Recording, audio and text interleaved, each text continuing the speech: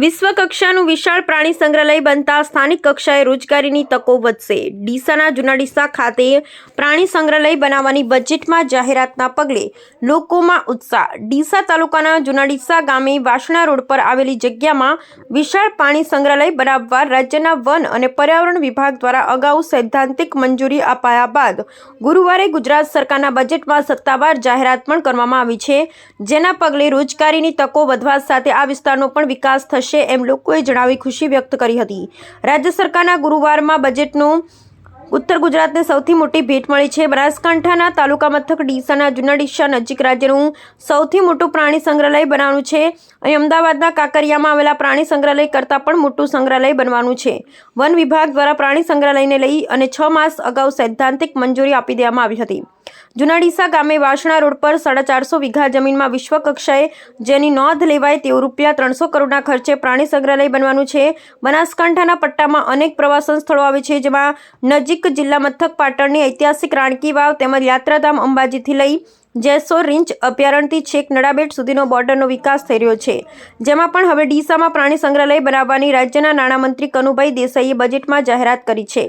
આજના બજેટમાં વન અને પર્યાવરણ વિભાગમાં કુલ ₹3140 કરોડના ખર્ચે વિવિધ વિકાસના કામોની જોગવાઈ કરાઈ છે. તેમાં જૂના ડીસાના પ્રાણી સંગ્રહાલયને પણ આવરી લેવામાં આવ્યું છે.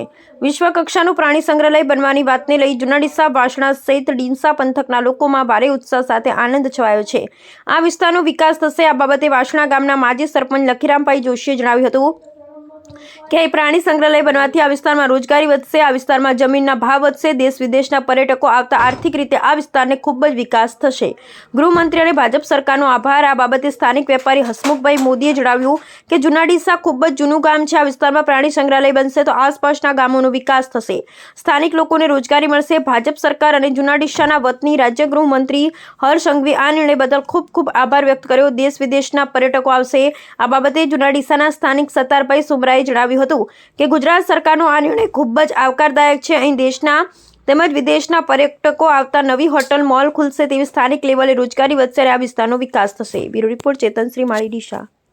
મારું નામ હસમુખભાઈ મોદી છે.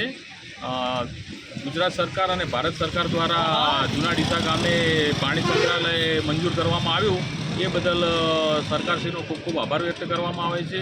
અને જૂના ડીસાને પછી અંબાજી માતાજીનું મંદિર, પછી બાળારામમાં જેસોર અભયારણ્ય, પાટણમાં રાણકી વાવ અને નડેશ્વરી માતાજીનું મંદિર એક જ ઝોનમાં આવે છે, જેથી કરીને પ્રવાસન ઉદ્યોગને બહુ જ એમ કે પ્રોત્સાહન મળશે અને જૂના ડીસા ગામમાં તથા આજુબાજુના ગામના લોકોને પણ રોજગારીમાં વધારો થશે. લોકોને બહુ રોજગારી મળશે. પ્રવાસન ઉદ્યોગ, પછી હોટલ ઉદ્યોગ, પછી ખાણીપીણીની વ્યવસ્થાઓ આથી હાઈવે પોળા થશે અને બહુ વિકાસ જૂના ડીસાનો થશે. એ બદલ ધારાસભ્ય શ્રી પ્રવીણભાઈ માળી સાહેબનો અને ભારતીય જનતા પાર્ટીની સરકારનો ખૂબ ખૂબ આભાર વ્યક્ત કરવામાં આવે છે.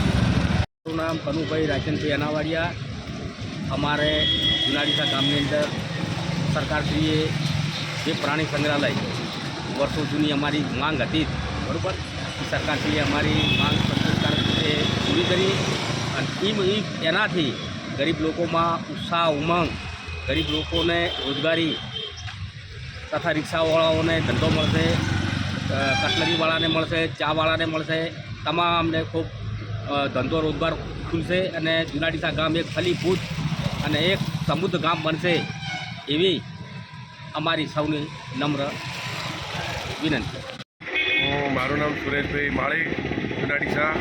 એ આપણા માનનીય વડાપ્રધાન ને આપણા ગુજરાતના મુખ્યમંત્રી માનનીય શ્રી ભૂપેન્દ્ર પટેલ સાહેબે જે આપણે જે 2025નું બજેટ આવ્યું, જે બજેટની અંદર આપણા ડીસા તાલુકાની અંદર જે પ્રાણી સંગ્રહાલય બનાવવાનું જે આપણા માનનીય ધારાસભ્ય શ્રી પ્રવીણભાઈ માળી જે એનો બીડું ઝડપ્યું હતું, એ આપણા હર્ષભાઈ સંઘવી જૂના ડીસાના વતની છે પોતે, અને બંને સાથે મળી અને જે આ જૂના ડીસા પ્રાણી સંગ્રહાલય તેનો આજુબાજુના ગામનો ખૂબ જ વિકાસ થશે.